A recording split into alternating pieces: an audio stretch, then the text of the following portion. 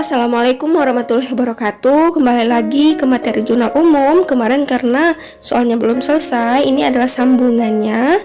Ya, Ibu ingatkan kembali ke kalian bahwa tahapan pertama siklus akuntansi adalah pencatatan bukti transaksi ke dalam jurnal umum, kemudian ke dalam buku besar. Nah, pada video ini kita akan melanjutkan pencatatan di jurnal umum, kemudian akan kita pindahkan ke dalam buku besar. Nah, jurnal umum di sini apa? Ringkasan bukti transaksi yang dicatat berdasarkan urutan waktu. Sedangkan buku besar adalah kumpulan akun ya. Jadi transaksi di buku besar kita susun berdasarkan akun-akunnya. Untuk penjelasannya simak di video berikut. Study the truth.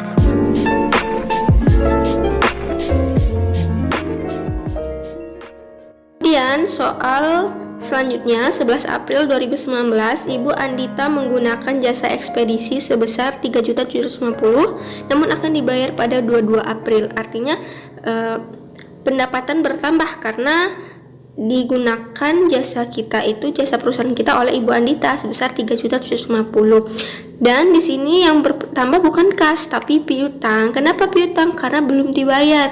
Dibayarnya nanti tanggal 22 April. Nah, maka piutang bertambah pada pendapatan. Nah, karena piutang itu termasuk aset yang bertambah dicatat di debit, maka piutang yang kita buat terlebih dahulu dan pendapatan dibuat di kolom kedua. Karena pendapatan bertambah dicatat di kredit, makanya dicatat di kolom kedua. Kita catat sebesar Rp3.750.000. Soal selanjutnya tanggal 18 April 2019 Pak Budi mengambil uang untuk keperluan pribadi sebesar Rp22 juta. Nah, di sini bisa Anda lihat bahwa pengambilan uang artinya uangnya berkurang, uang perusahaan berkurang untuk kepentingan pribadi sebesar Rp22 juta. Artinya kas berkurang sebesar 22 juta, dicatat di kredit karena kas merupakan aset. Nah, kemudian pengambilan uang untuk keperluan pribadi ini pengaruhnya juga terhadap modal. Modal berkurang dalam bentuk pengambilan pribadi atau dalam bahasa akuntansinya itu kita kenal dengan prive. Prive ini dalam akuntansi itu masuk ke dalam modal. Jadi modal berkurang karena pengambilan pribadi. Modal berkurang dicatat di debit, maka prive lah yang kita catat terlebih dahulu. Soal selanjutnya, pada tanggal 22 April 2019 diterima pembayaran dari Ibu Andita atas transaksi tanggal 11. Nah, yang kemarin itu tanggal 11-nya 3.750.000 sekarang dibayarkan oleh Ibu Andita. Bagaimana mencatatnya? Cara mencatatnya adalah kas terhadap piutang. Nah, piutangnya berkurang. Nah, piutang berkurang artinya aset berupa piutang berkurang dan dicatat di kredit. Nah, apa yang dicatat di debit? Kas, karena uang dari piutang tadi sudah dibayarkan dalam bentuk kas. Oke, jadi kita catat pada tanggal 22 April kas terhadap piutang besar 3.750.000. Nah, soal berikutnya 29 April 2019, maaf itu salah tulis ya, itu 2019, kendaraan disusutkan sebesar 5 juta dan peralatan kantor disusutkan sebesar 1.250.000. Nah, jadi untuk barang-barang seperti kendaraan, peralatan, ada biaya penyusutannya. Sama seperti handphone yang kalian miliki, harga saat kalian membeli dan harganya saat sekarang ini, kalau kalian jual apakah sama? Tentu saja tidak ya, pasti akan berkurang harganya. Begitupun kendaraan dan peralatan yang ada di suatu perusahaan, ada penyusutannya yang kita kenal di sini sebagai beban penyusutan. Nah, beban penyusutan ini berpengaruh terhadap akumulasi penyusutan kendaraan. Jadi, beban penyusutannya di debit sebagai beban dan akumulasi penyusutannya di kredit. Nah, gitu.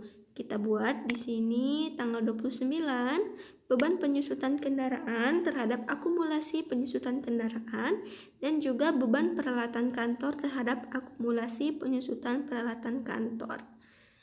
Nah, akumulasi penyusutan itu merupakan kumpulan dari akumulasi secara periodik. Ya, jadi nanti beberapa peralatan, misalnya berupa kendaraan, itu dikumpulkan dalam satu akumulasi penyusutan kendaraan yang kita catat di kredit. Jadi begitu ya, Ananda sekalian, pencatatan jurnal umum ya. Jadi yang perlu kalian ingat adalah supaya gampang mencatat jurnal umum, yang pertama penggolongan akun, yang kedua mekanisme debit kredit. Dan juga yang perlu kalian ingat adalah posisi debit selalu di atas kredit. Nah, pencatatannya selalu debit terlebih dahulu baru kredit. Apakah itu bertambah, apa itu berkurang? Yang harus kalian catat terlebih dahulu di jurnal umum adalah yang pengaruhnya terhadap debit. Setelah selesai membuat jurnal umum, Anda sekalian harus menjumlahkan nilai debit dan kredit. Apakah seimbang atau tidak? Apakah balance atau tidak? Nah, kalau seimbang artinya pencatatannya benar. Kalau enggak, berarti pencatatannya salah. Nah, di sini sudah dijumlahkan, ternyata balance artinya pencatatannya benar. Nah, setelah transaksi tersebut selesai dan dipastikan benar, kita akan pindahkan jurnal umum tersebut ke dalam buku besar berdasarkan akun-akunnya. Ya, jadi di sini kas dikelompokkan jadi satu, kemudian akun perlengkapan juga jadi satu. Jadi mengelompokkannya itu berdasarkan urutan kode akunnya. Ya, yang kode akunnya pertama adalah kas ya, jadi kas dulu. Kemudian aset lancar berikutnya adalah perlengkapan. Setelah kas, kita buat akun perlengkapan, peralatan, baru ke akun-akun lainnya. Di sini bisa Anda sekalian lihat bahwa ada beberapa transaksi kas dalam jurnal umum ini. Nah, sebelum posting kita buatkan dulu tabel buku besarnya, buku besar kas, ini adalah tabelnya. Kemudian kita tandai di jurnal umum yang ada tulisan kasnya untuk mempermudah pemindahan. Nah, tanpa ditandai juga bisa, Anda sekalian langsung pindahkan saja. Di sini kita tandai saja dulu supaya mempermudah pemahaman Anda sekalian. Kita tandai yang ada kasnya. Oke, ada 1, kita tandai warna kuning, kemudian 2, 3, 4, 5, 6, dan juga 7. Jadi ada 7 transaksi ya untuk kas. Nah, bagaimana cara postingnya? Tinggal kita pindahkan. Yang pertama adalah mempengaruhi debit sebesar 150 juta pada tanggal 2 April. Kita tulis 2 April, kemudian tulis di debit sebesar 150 juta. Nah, selanjutnya di saldo itu tinggal kita pindahkan sebesar 150 juta ya. Kemudian yang kedua tanggal 3 April. Nah, di sana dikredit sebesar 18 juta. Maka di buku besar kita catatnya dikredit. Nah, kalau posisinya seperti ini, ada yang di debit dan ada yang kredit, maka kita lakukan pengurangan. Jadi 150 juta kita kurangi dengan 18 juta dan hasilnya kita catat di debit sebesar 132 juta. Begitupun untuk seterusnya. Seperti tanggal 6, kasnya di kredit sebesar 4 juta, kita catat di kredit. Kemudian kita kurangin dengan yang bagian atas, 132 dikurang 4 juta, hasilnya 128 juta. Ya, silakan Anda sekalian lanjutkan ke bawah. Yang tanggal 8, tanggal 10, kemudian tanggal 18, dan juga tanggal 22. Ya, jadi ini urutannya harus sesuai dari angka awal, dari tanggal awal sampai tanggal akhir. Nah, kalau posisinya seperti ini, debitnya bertambah, maka nilai debit 123 ini kita tambahkan dengan tanggal 10 sebesar 1.500.000. Tinggal kita tambahkan saja, hasilnya dicatat di saldo debit.